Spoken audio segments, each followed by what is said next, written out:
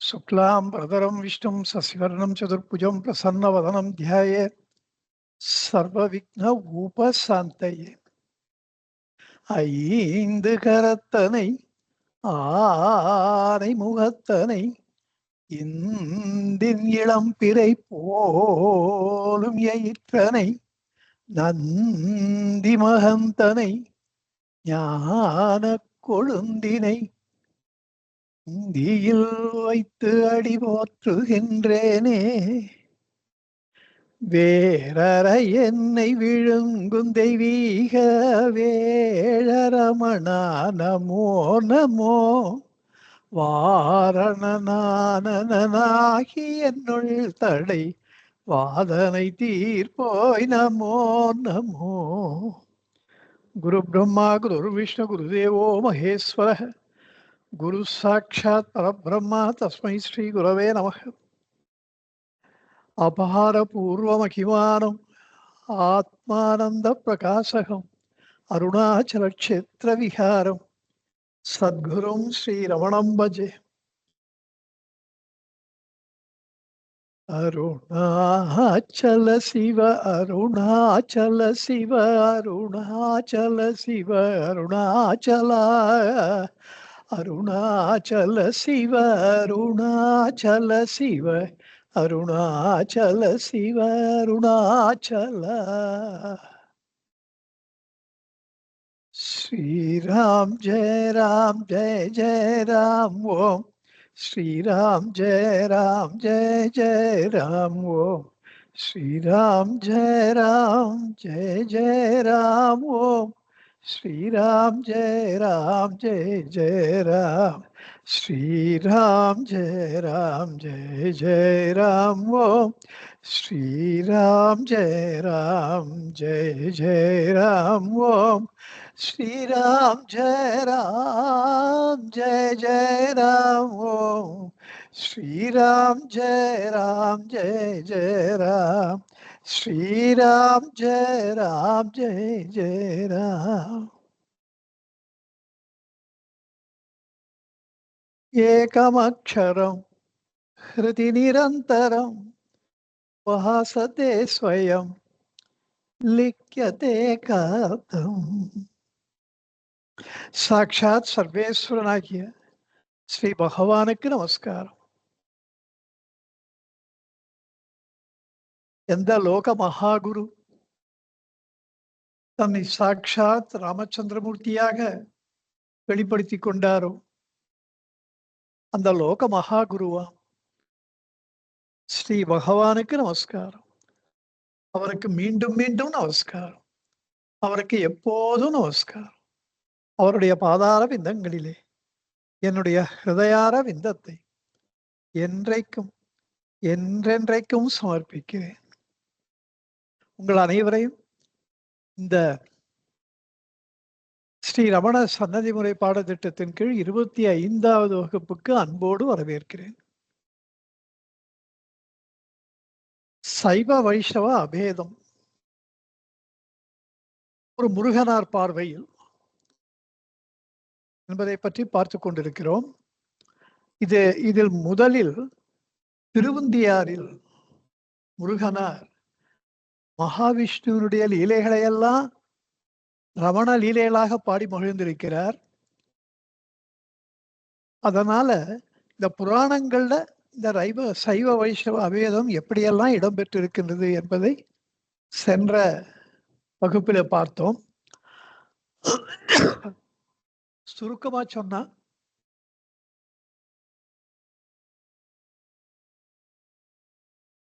அடியவர்கள்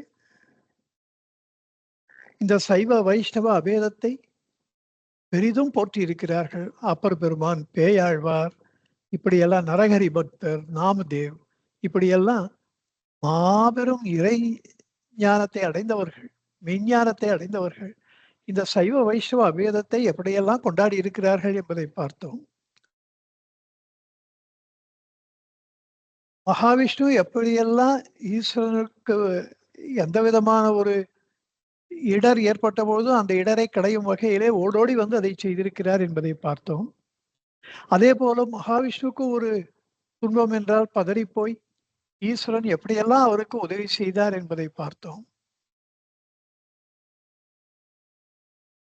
மேலும் ராமபிரானாக மகாவிஷ்ணு அவதரிக்க சம்மதப்படும் பொழுது அதுக்கு ஒப்புக்கொண்டவுடன் அவரை பற்றிய, அதுவும் மானிடராக பிறக்கிறேன் அப்பதான் ராவணனை சம்ஹாரம் செய்ய முடியும் என்பதனால நான் மனிதரா பூமியில நான் போய் பிறந்து இந்த ராவண சம்ஹாரத்தை நான் செய்து முடிக்கிறேன் என்கிறார். அப்போது ஈஸ்வரன் அவரை பற்றிய எவ்வளவு கவலைப்பட்டார் என்பதை எல்லாம் பார்த்தோம். மிக தேர்ந்தெடுத்த வானரங்கள் ரொம்ப செலக்ட் பண்ணி கிஷ்கிந்தைக்கு வானர்களாக அனுப்பி வைத்தது ராமகாரியத்துக்கு சகாயகமாக இருக்க வேண்டும் என்று தேவர்கள்லாம். இது அவர்களுடைய போர். ராவணன் அவருடைய முதல் எதிரி. அதுக்கு அவர்கள் சம்மதப்பட்டு வந்ததில் ஆச்சரியம் இல்லை. அந்த வானரங்கள் தங்களுடைய தெய்வீக சக்திகளை எல்லாம் மறைத்துக் கொள்ளவும் இல்லை. ஆனால் ராமபிரான் தான் மகாவிஷ்ணு என்பதை சிறிது கூட அறியாமல் இருந்தால்தான் காரியம் நடக்கும். இது ஒரு சிக்கலான ஒரு சூழ்நிலை. சிவபெருமான் ரொம்ப கவலைப்பட்டார். இப்படி அக்னியினுடைய அம்சமாக நீலன், தன்வந்திரி அம்சமாக சுஷேனன், இப்படியெல்லாம் மொத்தத்துல சுக்ரீவன் சூரியனுடைய அம்சமாக சுக்ரீவன், இப்படியெல்லாம் பெரிய பெரிய வானரர்கள் எல்லாம் வருகிறார்கள். அந்த விஸ்வகர்மா அம்சமாக நளன், அவன் தான் அந்த நள சேது கட்டியவன்லாம் சொல்லவிட, அவெல்லாம் ரொம்ப பெரியவன். இப்படி இவர்களெல்லாம் அனுப்பி அதிலே திருப்தி அடையாமல் ஈஸ்வரன் தானே ஆஞ்சநேய சுவாமிகளாக வருகிறார். அந்த ஆஞ்சநேய சுவாமி என்பது சிவாம்சம் என்பது வட இந்தியாவில் போனா ரொம்ப ப்ரொனவுன்ஸ்டா இருக்கு. ரொம்ப கொண்டாடுவாவா. மாருதின சிவம் ரெண்டு ஒண்ணுதானே கொண்டாடுவா. தெற்குல அந்த இருக்கு, அந்த அளவு இல்லை. வடக்க ஹர்ஹர் மகாதேவ் அப்படின்றது முதல்ல நம்மளுக்கு கற்றுக் கொடுத்ததே ஆஞ்சநேய சுவாமின்ற மாதிரி பேசுவா. அப்படி ராமபிரானை சந்திப்பதற்கு முன்பு அவருக்குடைய இஷ்ட தெய்வம் சிவபெருமானாகத்தான் இருந்தது. பரம சிவபக்தராகத்தான் ஆஞ்சநேய சுவாமி இருக்கிறார். சிவம் என்றாலே ஆஸ்பீஷியஸ்னஸ், மங்களம். அதனால தான் ஆஞ்சநேய சுவாமி மங்கள ஸ்வரூபி என்று பாராட்டப்படுகிறார், போற்றப்படுகிறார் என்பதை எல்லாம் பார்த்தோம். இதுல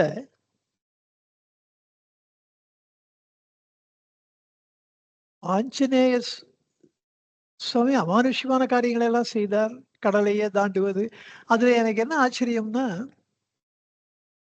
ராமேஸ்வரத்திலேருந்து இந்த பக்கம் இந்தியாலேருந்து, அதுவும் தென்கோடியில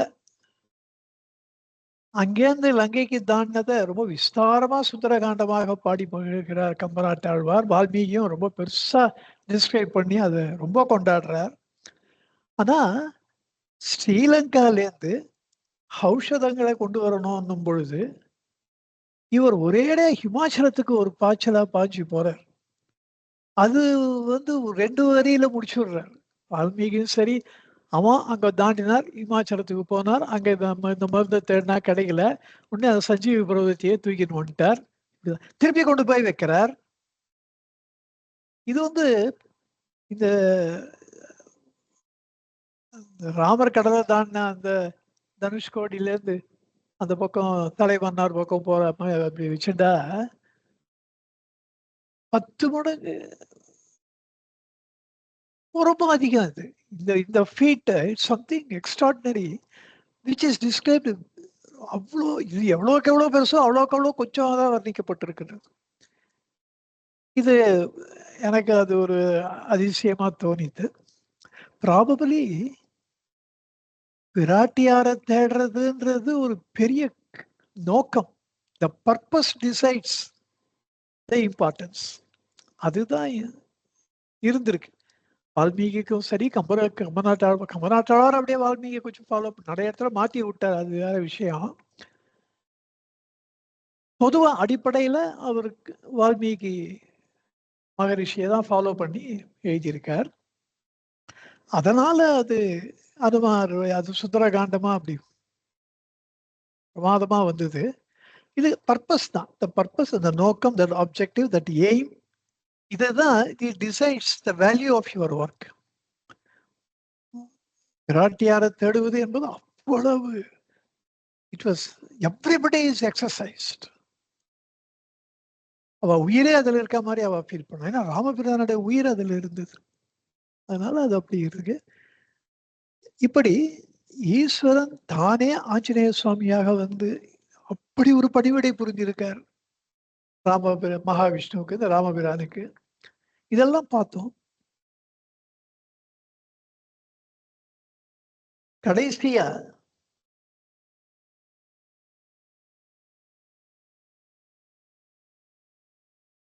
தன்னை கொடுத்தான், தன் தங்கையை கொடுத்தான், தண்ணியை கொடுத்தான் என்றெல்லாம் மகாவிஷ்ணு எந்த அளவு ஈஸ்வரனுக்கு தழைஞ்சு போயிருக்கார் அப்படிங்கிறதெல்லாம் ரொம்ப அந்யோன்யமா இருக்கு. சென்ற வகுப்புல சொல்லாத ஒரு விஷயம் இப்ப ஞாபகம் வருது, சொல்றேன். ஜலந்திராசுரன், அந்த அசுரன் ரொம்ப பிரఖ్యాதியா இருந்தான். அவன் யாரும் ஜெயிக்கவே முடியல, ஒண்ணுமே பண்ண முடியல. அவனுடைய மனைவி மகா பதிவிரதை. அந்த கற்பு நெறி அவனை ரொம்பவும் காப்பாத்திட்டு அவனை யாரும் கொல்லவே முடியல.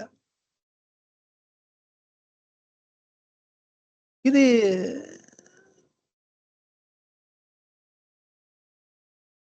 மகாவிஷ்ணுவும் அசுரனாச்சேன்னு அவனை படையெடுத்து அவனை ஜெயிக்கிறதுக்கு போறார். பாதி சண்டையில மகாலட்சுமி சொல்றா, நீ கடல்ல இருந்து வந்தியாமே, நானும் கடல்ல இருந்து தான் வந்தேன் அப்படின்னு பேசும்போது, ஓ அப்ப நீ எனக்கு சகோதரி ஆனோம் அப்படின்னு ரொம்ப சந்தோஷப்பட்டு, சகோதரியுடைய கணவர்னா எனக்கும் நீங்க வேண்டியவ தானே, நான் உன்னோட எல்லாம் சண்டை போட மாட்டேன், நீங்க அரண்மனைக்கு வாங்கன்னு அவ 2 பேரையும் அழைச்சின்னு போய் அப்படி அவளை திக்கு முக்காட செய்கிறான். அந்த விருந்தோம்பல் முன்ன பின்ன அவ பார்த்திருக்கவே முடியாது, அப்படி பண்றான் ஜலந்தாசுரன். அவ்வளவு ஆசை, தங்கன்னா அப்படி வீர விடுறான். அதுக்கப்புறம் ஈஸ்வரன் அவர் பார்க்கிறார். அப்ப ஈஸ்வரன் கேட்கிறார், அவருடைய அதிருப்தியை தெரிவிச்சுக்கிறார். 1000 சொன்னாலும் தேவர்களுக்கு பகைவன், அவங்கிட்ட போய் என்ன விருந்தோம்பல் வேண்டிருக்கு அப்படின்னு கொஞ்சம். அதான் எனக்கு தெரிஞ்சு முதல் தடவை ஈஸ்வரன் தன்னுடைய அதிருப்தியை மகாவிஷ்ணு கிட்ட தெரிவித்தது. மகாவிஷ்ணு அதுக்கு தகுந்த பதில் சொல்ல முடியல அவரால். பேசாம தான் இருக்கார், அதுக்கு பதில் சொன்ன மாதிரி தெரியல. அதுக்கப்புறம் ஈஸ்வரன் அந்த ஜலந்தராசுரனை, அதுவே by itself it's a big புராணம், வதம் பண்றார்.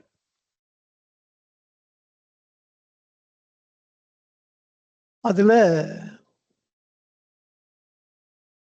மகாவிஷ்ணுவுக்கு அந்த ஜலந்தராசூரன் மேல ஒரு தனி அபிமானம் கடைசி வரைக்கும் இருந்திருக்கு. அதுவும் அதுல தெரியுது.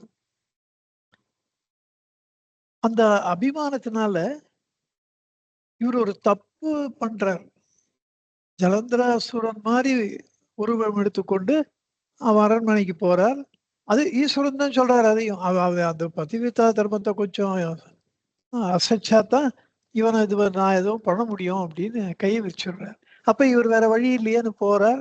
அவ நம்ம ஹஸ்பண்ட் தான் வந்துட்டாருன்னு அவ எல்லா சுஷ்ரூஷையும் பண்றா, பாத பூஜை அது இதெல்லாம். போருக்கு போயிட்டு வந்தா வெற்றி வீரனை தான் வந்திருப்பாருன்னு நினைச்சுக்கிறா.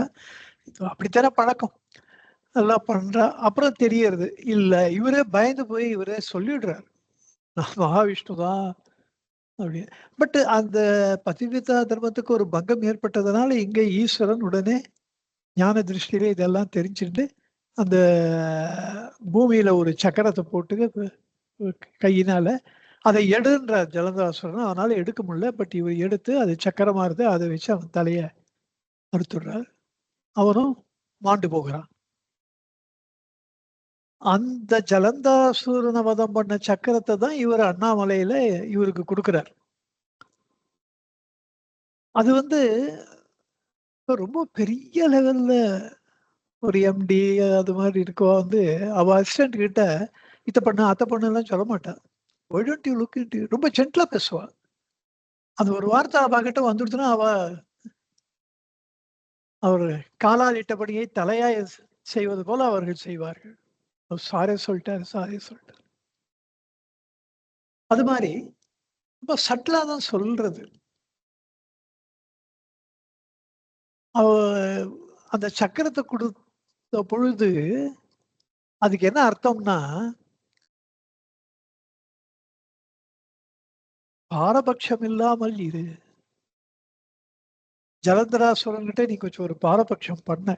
இவரு அவன் இறந்த பிறகு அதுக்கு ஒரு ஒரு பரிகாரம் பண்ணணுமே நம்ம அந்த இவளுக்கு பிருந்தான்னு பேர் அவளுக்கு. அவளுக்கு அந்த மாரி பண்ணிட்டோமேன்னு, அவ தான் துளசியா அவளுக்கு அனுகிரகம் பண்ணி, அந்த துளசி துளசி தான் பெருமாள் அப்படிங்கிற அளவு அவள் ஒன்று கலக்கு விடுகிறாள் மகாவிஷ்ணுவோடு. அப்படி ஒரு உயர்ந்த ஸ்தானத்தை அவளுக்கு கொடுத்து திருப்தி அடைகிறார் மகாவிஷ்ணு. இதெல்லாம் அவர் பார்த்துட்டு தானே இருக்காரு ஈஸ்வரன். மாதிரி ஒரு பாரபட்சம்லாம் பண்ணக்கூடாதுன்னு மனசுல நினைச்சிட்டாரோ தெரியல. அதெல்லாம் எக்ஸ்பிளிசிட்டா இல்ல புராணத்துல. நானும் ஒரு 10 வாட்டி இப்ப திருப்பி திருப்பி படிச்சு பார்த்தேன். அது அவ்வளோ எக்ஸ்பிளிசிட்டா இல்ல. ஆனால் இருக்கிற எல்லா ஆயுதத்தையும் விட்டுட்டு சக்கரத்தை ஜலந்தாசுரனை வதம் பண்ண சக்கரத்தை கொடுக்கறதுக்கு காரணம், இனிமே you are you are the administrator. காக்கும் தெய்வம் உனக்கு நிர்வாகம் பண்றது.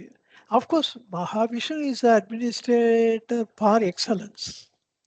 அவருக்கு மிஞ்சி ஒரு ராஜ்ய பரிபாலனம் பண்றதுக்கு இன்னொருத்தர் பொறக்கணும். அவருக்கே இவர் கொஞ்சம் ஞாபகப்படுத்துறாரு. இந்த மாதிரி அந்த காலத்துல பண்ண பாத்தியா இந்த சக்கரத்தை பார்க்கும் பொழுது இது ஜலந்தாசுரனை வதம் பண்ணது அவனுக்கு நம்ம பார்ஷியலா இருந்திருக்கோம். அவன் மேல ஒரு அபிமானம் எப்பவுமே அந்த அளவு அவன் உபச்சாரம் பண்ணி அந்த அளவு பாசத்தை கொட்டினான் அவர் மேல. இதெல்லாம் எனக்கு படிக்கும்போது இந்த சைவ வைஷ்ணவ அபேதம்னா ஆச்சரியமா இருக்கு எனக்கு. இப்படியெல்லாம் அவளுக்குள்ள ஒருத்தருக்கு ஒருத்தர் எவ்வளவு அந்யோன்யமா இருந்திருக்கா. ஒரு மனசுக்கு பிடிக்கலன்னா உடனே சொல்லிக்கிறதும், எனக்கு நீ பண்ணது சரியில்லை அப்படின்னு சொல்றதும், அத இனிமே அந்த மாதிரி பண்ணாதன்றதுக்கு அந்த சக்கரத்தை கொடுத்து ஒரு சிம்பாலிக்கா நீ கொஞ்சம் இம்பார்ஷியலா இருக்கிறது ரொம்ப முக்கியம். கான்ஸ்டன்டா அந்த சக்கரம் அவருக்கு ஞாபகப்படுத்திட்டே இருக்கும் அப்படின்ற மாதிரி பண்றதும், அவளுக்குள்ள இருக்கிற அந்த ஒரு நட்பு, ஒரு அந்யோன்யம் அப்படி அவ இருந்திருக்கா. இதெல்லாம் பார்க்கும் பொழுதுதான் எனக்கு ரொம்ப ஆச்சரியமா இருக்கும். எப்படி பிற்காலத்துல இந்த வைஷ்ணவம், சிவம் இதெல்லாம் தனித்தனியா அவ நினைச்சுண்டு எப்படி அது வந்ததுன்றது ஆச்சரியமா இருக்கு. கங்கை வந்து விஷ்ணுனுடைய பாதத்துல உற்பத்தியாதான்றது அததான் தள்ள தூக்கி வச்சுக்கிறாரு ஈஸ்வரன். இதெல்லாம் அவ ரொம்ப அவளுக்குள்ள ஒரு சின்ன பேதம் கூட இல்ல. உனக்கு ஒன்னாதான் இருந்திருக்கா. பட்டு நம்ம வந்து இதெல்லாம் எப்படின்னா, ஒரு அரசியல் கட்சியில ஒருத்தர் தலைவரை திருப்தி பண்ணணும்னா கட்சி தலைவரை சக்கையா திட்டணும். அது மாதிரி ஒரு வாட்டி ராஜாஜிக்கும் நடந்தது. கார்ல போகும்போது ஒருத்தர் அவர சொல்லும்பொழுது, ராஜாஜிக்கு கோவம் வந்துடுது. அரசியல் வேற, பர்சனல் லெவல் வேற. என்ன திருப்தி பண்றதுக்கு இது மாரி நீங்க ஒண்ணும் அவரெல்லாம் ஒண்ணும் குறை சொல்லிட்டு என் கூட வர வேண்டாம் அப்படின்னு கோச்சினாராம். அப்படி தலைவர திருப்திப்படுத்தணுன்றதுக்கோசரம் கீழ இருக்கவா தான் ஒரு அத 10 மடங்கு பண்ணுவா. ஆனா தலைவர்களுக்குள்ள ஒரு அந்யோன்யம் இருக்கத்தான் இருக்கும். அப்ப அந்த காலத்துல நான் சொல்றது ஒரு சத்தியமூர்த்திக்கும் வாளுக்கும் எதிர்கட்சியா தான் இருப்பா. ஒரு கம்யூனிஸ்ட் இதுல அந்த காலத்துல கம்யூனிஸ்ட் காங்கிரஸ் தான். அவளுக்குள்ள ரொம்ப அந்யோன்யமா தான் இருப்பா. அவளுக்குள்ள ஒரு அந்த மாரி ஒரு அடி வயித்துலேருந்து ஆத்திரத்தோட அ அந்த மாரிலாம் கிடையாது. என்னைக்குமே கிடையாது. பட் அந்த ஒரு ட்ரெய்ட் வந்ததுனால இவ மகாவிஷ்ணுவ திருப்தி பண்ணணும்னா ஈஸ்வரன பழிக்கணும். அந்த மாரி வந்துடுத்தோன்னு எனக்கு ஒரு எண்ணம் உண்டு.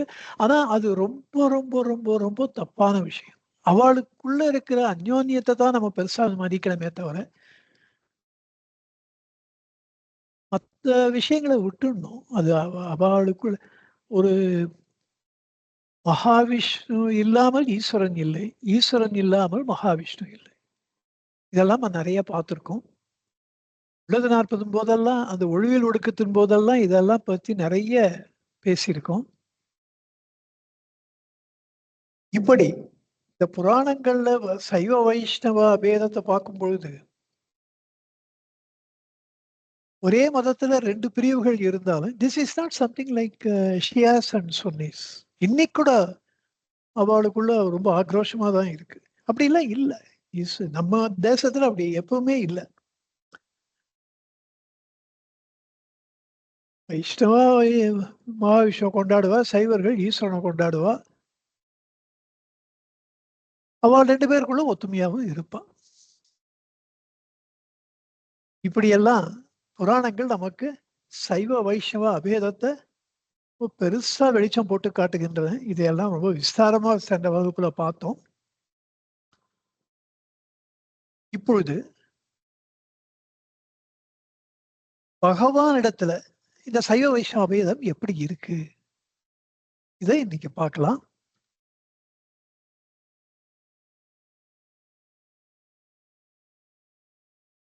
பகவான் அந்த பரமாத்ம வஸ்து எந்தவித காரணமும் இல்லாமல் இந்த உலகத்து அருணாச்சலேஸ்வரர் இந்த பூமியில நான் அவதாரம் பண்ண போறேன் சங்கல்பம் பண்ணிட்டு, எதுக்காகன்னா பக்குவர்களுக்கு வழிகாட்ட.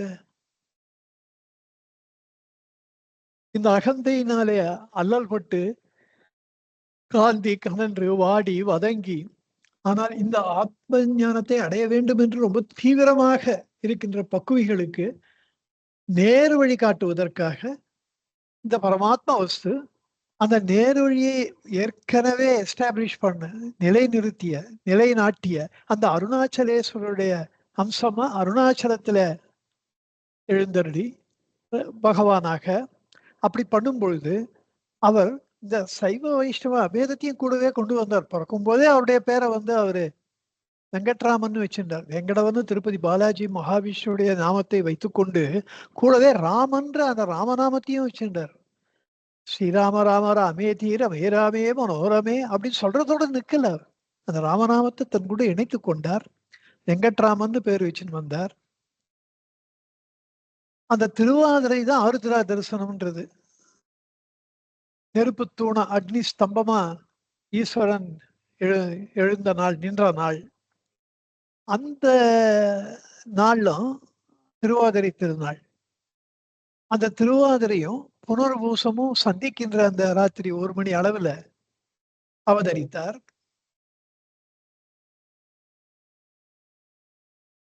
பிற்காலத்தினுடைய அன்பர்கள்லாம் அவருடைய பிறந்த நாளை கொண்டாடணும், ஜெயந்தி கொண்டாடணும்னு ஆசைப்பட்டப்போ it would have been in order had he said Thiruvathirai தான், அப்படி சொல்லல. புனர்வசத்தை தேர்ந்தெடுத்தார். அதற்கு ஒரே காரணம், புனர்பூச நட்சத்திரம் ராமபிரானுடைய ஜென்ம நட்சத்திரம். அதனால அதுலயும் அவர் தான் ராமபிரான் என்பதை அவர் நமக்கு நிரூபித்து கொடுத்தார். எனக்கு ராமபிரான் அந்த அவதாரத்துல ஈஸ்வரன் ஆகிய நான் என் மனதை முழுமையாக பறிகொடுத்து விட்டேன். அப்படி அந்த ராமச்சந்திரமூர்த்தியுடைய மகிமைக்கு ஒரு எல்லையே இல்லை. அப்படி ஒரு ரசிச்சு ரசிச்சு அந்த ராமாவதாரத்துல பார்த்து அவர் அவ்வளவு சந்தோஷப்பட்டார் ஈஸ்வரன். அதனால அவருக்கு புனர்வசுவே வச்சுக்கலாம் அப்படின்னு சொல்லிட்டார். அதே போல ஜோதி தரிசனம் பண்ணா கண் தெரியாத ஒரு டெலிவரி பார்த்தவ. அதே போல அவர் உடலை விடுத்த பொழுது, ஏன்னா ஆத்மா ஜோதி,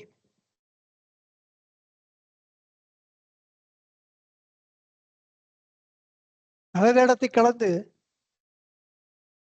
மறுபடியும் ஒரு கைலாசத்துக்கு போறேன் அப்படின்னு ஆரம்பிச்சப்போ ஒரு ஜோதி ஸ்வரூபமா தான் போய் அருணாச்சல முகப்புல அது வரைக்கும் கொஞ்சம் கொஞ்சம் அசைந்து அந்த மெட்டியூர் அது அப்படியே மேல போய் அந்த அருணாச்சலத்துல ஒன்று கலந்தது. அருணாச்சலேஸ்வரன் இத்தனை நாள் உங்களிடையே இப்படி இருந்த இப்போது நான் விடைபெற்றுக் கொள்கிறேன்னு சொல்லாம சொன்ன ஒரு நிகழ்ச்சி. பிறகு ராமபிரானை பத்தி எல்லாரும் சொல்றது மிருது பாஷி, பூர்வ பாஷி, இது ரொம்ப பிரசித்தமா சொல்லுவா. ஏன்னா, ஒரு மாபெரும் சக்கரவர்த்தி மென்மையா பேசுவாருன்றா. ஒரு மென்மையா பேசிட்டு இருந்தா எப்படி ராஜ்ய பரிபாலனை நடக்கும்? எனக்கு ரொம்ப ஆச்சரியமா இருக்கும். ஆனா கனகம்மா கிட்டலாம் நாம பேசும்போது, பகவான் மிருது பாஷியா தான் இருந்திருக்கார் அப்படின்னு. பகவான் வாய்ஸ் ரைஸ் பண்ணி நாங்க பார்த்ததே இல்ல. சத்திய கோவம் வரும். பகவானுக்கு சில சமயம் வந்திருக்கு. அப்படியே மௌனமாயிடுவார். அவர் மூஞ்ச பார்த்தாலே எல்லாருக்கும் தெரிஞ்சிரும். ஐயோ! பகவான் கோவமா கிட்ட போறதுக்கே பயப்படுவா. அப்புறம் அந்த ஒரு கோவம் அவ்ளோ பீக்ல போயிட்டு கொஞ்சம் தணியும் பொழுது, அ அதான் வானான்னு சொல்றேன்னான்னும்.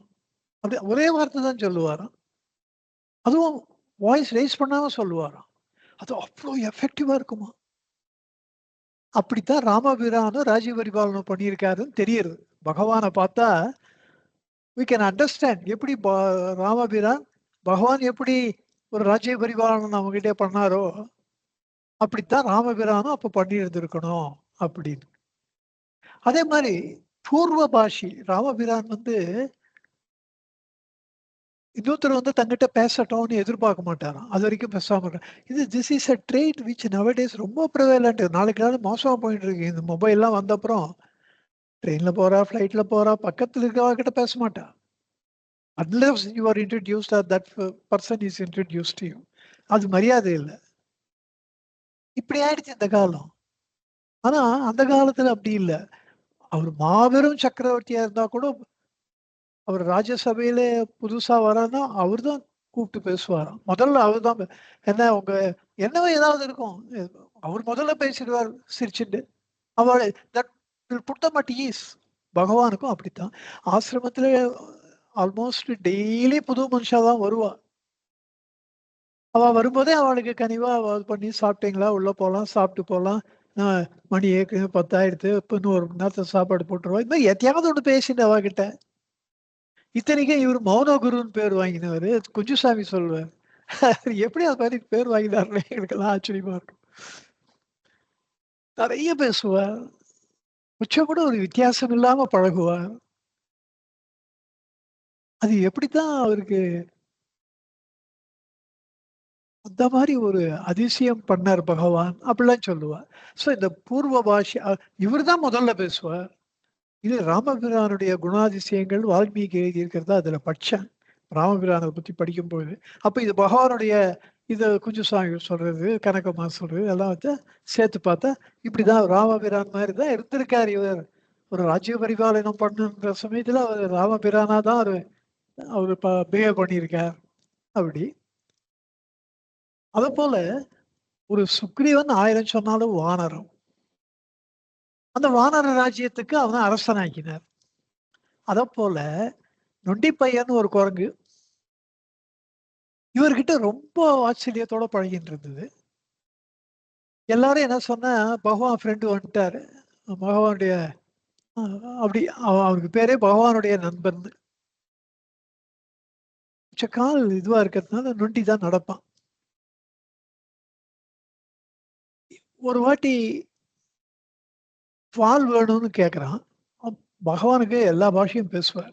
அவ பேசுறது குரங்கு, நாய், பூனை, மயிலு எல்லா பறவைகள், எல்லா மிருகங்கள் எல்லார்கிட்டயும் பேசி லட்சுமி கிட்ட எல்லார்கிட்டயும் சகஜமா பேசுவா. அவ சொல்றது இவருக்கு புரியும், இவரு சொல்றது அவளுக்கு புரியும். இப்படிலாம் இருக்க முடியுமா? அப்படின்னு இருந்து காமிச்சிருக்காரு பகவான். அதெல்லாம் புராணங்கள்ல சொல்றதெல்லாம் அ பொய் இல்ல. சும்மா கற்பனை பண்ணி எழுதல. அது ஒரு கெப்பாசிட்டி. அது அவருக்கு நெறையவே இருந்தது. பகவான் கிட்ட கனகம்மா சொன்னது எனக்கு, அவர் மனசோட பேசிருவார். அதனால அவர் வார்த்தைகள் அங்க 2ஆம் பட்சம். இவர் மனசுல எத பேசினாலும் இவர் மனசுல இருக்கிறது அவளுக்கு புரிஞ்சிரும். அவ மனசுல இருக்கிறது இவருக்கு புரிஞ்சிரும். கம்யூனிகேஷன் வில் பி 100% பக்கா அப்படின்னும். அப்படி இருந்திருக்கு. இந்த பாண்டவர்கள்ல நகுலனுக்கு அந்த மாரி ஒரு கெப்பாசிட்டி இருக்கிறதா சொல்லுவா. குதிரைகளோட பேசுவான். அவன் குதிரை படைக்குத தளபதி. ரத, கஜ, துரக பதாதிகள்ல அவன் சேனைகளை நடத்துவதில மகா சாமர்த்தியசாலி. பரிமாறிக்க பராமரிக்கிறதுல அவனுக்கு அது மாரி குதிரையோட பேசுறது, யானையோட பேசுறதெல்லாம் அது உண்டு அப்படின்னு பாரதத்துல சொல்லப்பட்டிருக்கு. அப்படி இருக்கும்போது தான் அது அந்த சேனைகள நல்லா பாதுகாத்துக்க முடியும். அதெல்லாம் ஓரளவு பாசிபிள் ஆல்சோ. எங்க ஊர்ல கிராமத்துலலாம் நாங்க எங்க வீட்ல ஒரு 7, 8 பசு, ஒரு 4, 5 காளை எல்லாம் இருக்கும். நாங்க அந்த மாட்டுக்கு கூட அந்த தோட்ட பக்கம் போகும்போதே எங்களுக்கு தெரியும். அந்த பசுக்கு தூங்குறத அத டிஸ்டர்ப் பண்ணக்கூடாது. கண்ண திறந்திருந்தா கூட அத டிஸ்டர்ப் பண்ணக்கூடாதுன்னு தோணும். இன்னொன்னு வந்து மூச்சு திருப்பின்னு இருந்தா கூட அதுக்கு ஜலம் வேணும், தாகமா இருக்குன்னு தெரியும். அதெல்லாம் உள்ளூருக்கு தெரியும். கொஞ்சம் வந்து பக்கெட்ல வச்சு ஆசையா ஒரு பக்கெட் ஃபுல்லா குடிச்சிடும். அந்த மாரி it's all possible. It's not that it is impossible. But பகவான் ரொம்ப பெர்ஃபெக்ட்டா இருந்திருக்காரு அதுல. இப்படி இந்த இந்த குரங்கு வந்து பால் கேட்கறதுன்னு சொல்லி இப்போ ஆசிரமத்தில பால சுட வச்சு குடுக்க சொன்னா. அது குடுத்தா, பகவான் கிட்ட கொண்டாந்து குடுத்தா, அது அவரு ரெய்ஸ் பண்ணி அ வாய்க்கிட்ட கொண்டு போனாரு. அந்த நொண்டி பையனுக்கு கோவம் வந்துட்டு ஃபட்டுன்னு கன்னத்துல அரைச்சுட்டாரு. இவருக்கும் கோவம் வந்துடுத்து. பாலும் சிதறித்து. வச்சுட்டு மூஞ்சி திருப்பின்னு உம்முன்னு உட்காந்துட்டுருந்தாரு. அதுவும் புல்லுன்னு கோச்சுன்னு போயிடுத்து. அப்புறம் வந்து பேசும்போது இவர் பேசல. 3 நாள் பேசல. அது வந்து கீச்சு கீச்சுன்னு கத்துறது, கோச்சிக்கிறது, என்கிட்ட பேசி தான் ஆகணுன்றது, தொட்டு தொட்டு பண்றது. இவரு ஒண்ணுமே பண்ணல. கல்லு மாரி உட்காந்துருக்காரு. நான் மாட்டேன். என்னைய அப்பதான் அப்புறம் சொல்றாரு கடைசியா. அது ராத்திரி வந்து 3வது நாள் காத்தால வரும்போது கண்ணெல்லாம் சிவந்து போய் நைட்டெல்லாம் தூங்காம, குரங்கு புத்தியே வேற 1000 சிந்தனை இருக்கும் இவனுக்கு. இவன் குரங்கு புத்தி இவனுக்கு ஃபோக்கஸே கிடையாதுன்னும். அப்படிப்பட்ட ஒரு குரங்கு ஃபோக்கஸ்டா பகவான் நம்மகிட்ட பேசலையேன்னு 3 நாள் கவலைப்பட்டுருக்கு. அப்புறம் அவரு அப்படி அவரும் உடல கேட்டிருக்காரு. நான் ரொம்ப சுடுறது ஊதி உனக்கு வாய் சுற்ற போறதேன்ட்டு நான் அதுக்கு தானே நான் பண்ணேன். அ நான் அத குடிக்கிறதுக்கா நான் பண்ணேன். அப்படின்னு சகஜமா அதுகிட்ட போய் சண்டை போட்டுருங்க. அதுவும் புரிஞ்சுக்கிறது. மன்னிப்பு கேட்கறது. அப்புறம் சமாதானமாச்சு. இந்த நிகழ்ச்சிக்கு பிறகு மத்த குரங்குகள் எல்லாம் அந்த நொண்டி பையன் மேல ஒரு அபரிமிதமான ஒரு மரியாதை. அது என்னவோ அத பார்த்துட்டு இது பகவான் கிட்ட இந்த நொண்டி பையன் அவ்வளவு நெருக்கம் அப்படின்னு மரியாதை. அப்புறம் கேள்விப்பட்டாராம் பகவான் கிட்ட வந்து இன்னொரு குரங்கு வந்து சொல்லிது. நாங்க ஒரு நொண்டி பையன தான் ராஜாவா வச்சுருக்கோம். குரங்குகள்லாம் அவளுக்குள்ள ஒரு ராஜாவ தேர்ந்தெடுத்து வச்சுக்கும். அவளுக்குள்ள சண்டை வந்தா அது அது பொதுவா நல்ல ஒரு பலசாலியான குரங்க தான் வச்சுக்கும். ஏன்னா, இவ சண்டை போடுறவாள பட்டுன்னு அடிச்சு, அப்ப பிசிக்கலா பண்ணா தான் அவளுக்கு புரியும் அந்த குரங்குகள்லாம். அதனால பலசாலியா வச்சுப்பா. ஆனா இந்த நொண்டி பையன ராஜாவா வச்சிருந்தா. என்னன்னா, பகவானுடைய நண்பன் அப்படின்னு. இன்னொன்னு, அந்த நொண்டி பையன் மேல எல்லாருக்கும் அபரிமிதமான ஒரு மரியாதை இருக்கிறதுனால, அவன் சொன்னா எல்லா குரங்கும் கேட்கும் அப்படின்ற ஒரு நம்பிக்கை. இப்படி எப்படி சுக்ரீவன் ஒரு வானரம் கிஷ்கிந்தைக்கு பகவானுடைய நண்பன் என்பதனால ராஜாவா ஆனானோ, அதைப்போல இந்த நொண்டி பையன் குரங்கு தோட்டம்னே இப்ப கூட பேர் இருக்கு. ரமணாசுரத்துல போனா அது குரங்கு தோட்டம்னு. விருபாட்சி மலையிலயும் அது குரங்குகள் ராஜ்யமா தான் இருந்தது. எக்கச்சக்கமா இருக்கும் குரங்குகள்லாம். அவள்லாம் பகவானுடைய அந்த நொண்டி பையன் பகவானுடைய நண்பன்ற ஒரே காரணத்தினால அவன் அவர்களுக்கெல்லாம் ராஜாவானான். இதெல்லாம் ஒரு ஒரு ஒற்றுமைகள். அது ஏன் நடக்கணும்? இப்ப நம்ம அதெல்லாம் இமேஜின் பண்ணிக்கிறோம்னா, அது ஏன் நடக்கணும்? அந்த ராமபிரானுக்கு குரங்குகள் தான் நண்பர்கள். அது பகவானுடைய அவதாரத்திலயும் அது தொடர்ந்தது. இந்த குரங்குகள் சுத்தி 20, 30 இருந்ததுன்னா, அத பத்தி பகவான் குரங்கோட குரங்கா தான் இருந்துட்டு இருந்தார். அப்படிலாம் ஒரு காலம் இருந்தது. அதெல்லாம் நடந்து பிற்காலத்துல ரமணாசிரமம் வந்து பழைய ஹால்ல பகவான் சோஃபால உட்காந்துருக்கும்போது, ஒண்ணு 15, 20 பேரு மனுஷால்லாம் இருக்கிற இடத்துல குரங்கு வராது. தைரியமா ஒரு குரங்கு கிடுகிடுன்னு அது பாட்டுன்னு ஒரு நிச்சிந்தையா வந்து பகவான் கிட்ட வந்து, "ஓ!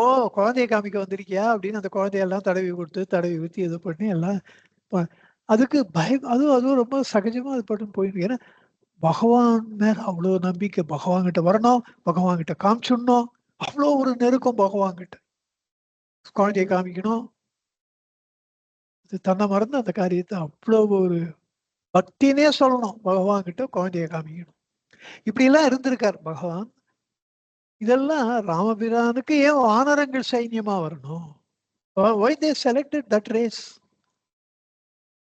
அது மாதிரிதான் இது.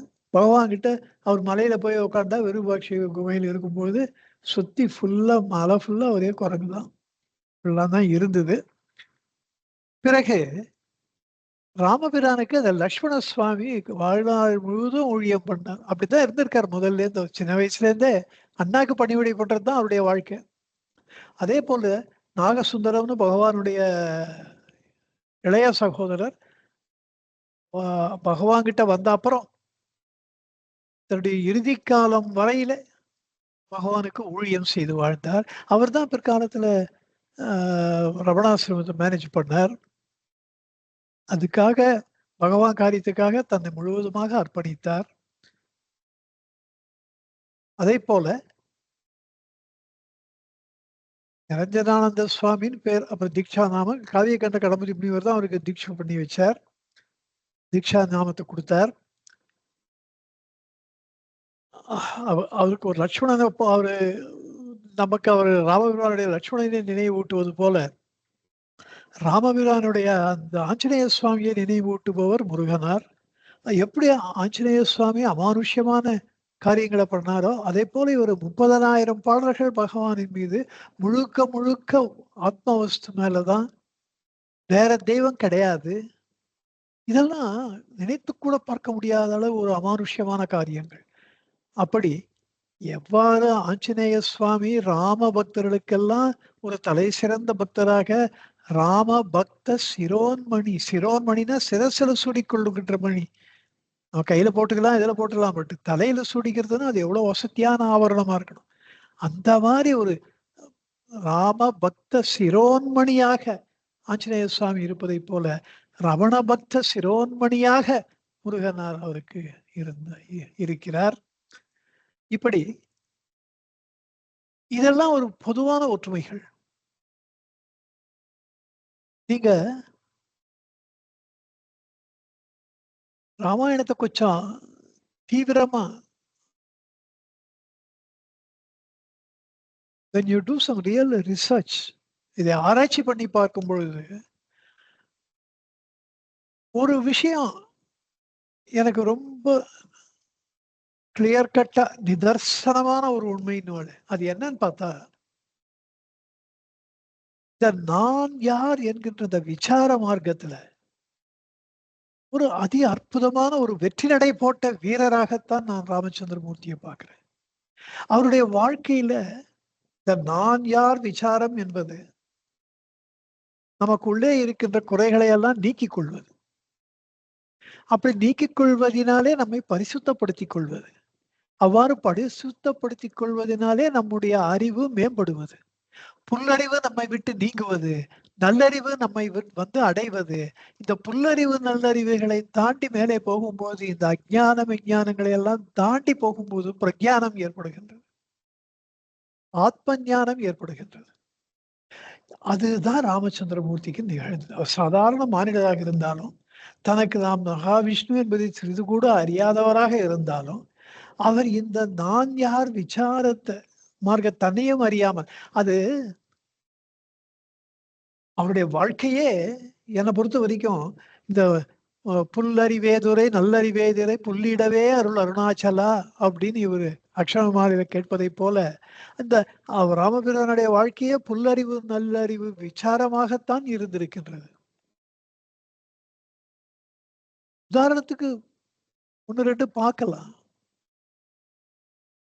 கைகேயி காட்டுக்கு போன்னு சொல்லும் போது அடுத்து ராவணனோடு முதலாக போரிட்டு அவனை வெற்றி பெற்ற போது, இன்று போய் நாளை வா என்று சொன்ன போது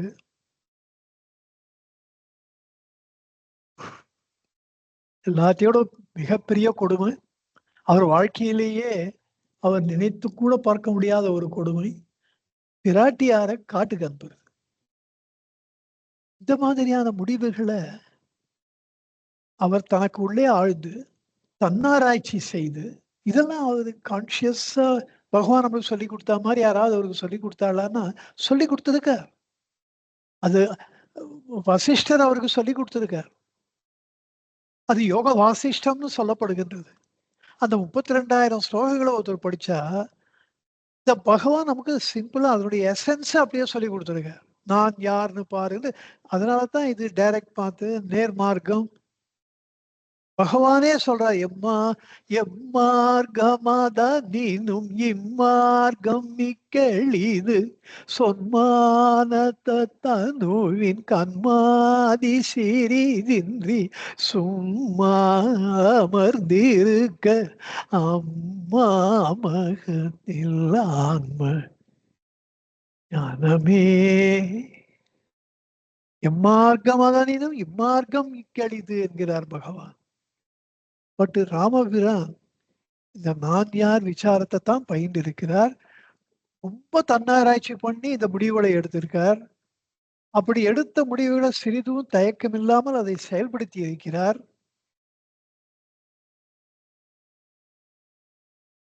ஒரு சாதாரண மானிடனாக பிறந்தவர் இந்த ஆத்ம விசாரத்தினாலே, நான் யார் விசாரம்னு சொல்லுங்க, ஆத்ம விசாரம்னு சொல்லுங்க, ரெண்டும் ஒண்ணுதான். அப்படி பண்ணதுனால தன்னை தெய்வத்தின் நிலைக்கு உயர்த்தி கொண்டார். இந்த நான் யார் விசாரம் நம்மை கடவுள் நிலைக்கு கொண்டு போய் சேர்க்கும் என்பதற்கு ராமபிரான் ஒரு மாபெரும் உதாரண புருஷர். அவருக்கு வேற ஒண்ணும் தெரியாது. ராவணனுக்கும் இவருக்கும் நீங்க கம்பேர் பண்ணா எல்லா விஷயத்திலயும் ராவணன் ரொம்ப ரொம்ப ரொம்ப ரொம்ப அட்வான்ஸ்ட். வேதங்களை கரைத்து குடித்தவன், சகல வேத சாஸ்திர பண்டிதன். தபஸ் இப்படிலாம் உட்காந்து தபஸ் பண்ண மாதிரிலாம் தெரியல. அவன் மகா தபஸ்வி. பக்தி இவரோட 100 மடங்கு 1000 மடங்கு பக்தி அதிகம். ஒரு மூர்க்கத்தனமான பக்தி, சிவபக்தி. அவ்வளோ பக்திமான ராமபிரான்னு தெரியல. இது எல்லாத்துக்கும் தாண்டி இந்த விசாரம் நான் எது கர்மயோகி அப்படின்னா ராமபிரானை கண்டிப்பா சொல்லலாம். அவர் செஞ்ச காரியங்களை ரொம்ப ஆராய்ச்சி பண்ணி கரெக்டா முடிவெடுத்து அதை இம்ப்ளிமெண்ட் பண்ண, அதுதான் கர்மயோகம். அதனாலதான் அவர் ஞானியானார். வசிஷ்ட கர்மின்னு அவர் சொல்றதுக்கு காரணம் வேத கர்மாக்களை பண்ணி பண்ணி பண்ணி அவர் பிரம்ம ஞானத்தை அடைந்தார். இங்க பகவான் ராமபிரான் தனக்கு இடப்பட்ட காரியங்கள் என்ன வந்தாலும் அத ரொம்ப இம்பார்ஷியலா விசார அறிவோடு பாரபட்சம் இல்லாமல் எது சத்தியமோ அந்த சத்தியத்தை ஒன்றையே நான் மிக தீவிரமாக பின்பற்றுவேன் என்று பின்பற்றி இப்படியெல்லாம் வாழ்கின்ற வாழ்க்கை தான் உண்மையான வாழ்க்கைன்னு நமக்கெல்லாம் உணர்த்துவதற்காக அவர் இந்த ராமாவதாரத்தை அவர் பயன்படுத்தி கொண்டார். மகாவிஷ்ணு பகவான் நமக்கு அறிவுறுத்திய வழிகள் 2. ஒன்று ஆத்ம விசாரம், இன்னொன்று ஆன்ம சமர்ப்பணம். ஒரு மேனாட்டன்பர் பகவான் கிட்ட வந்து கேட்ட பொழுது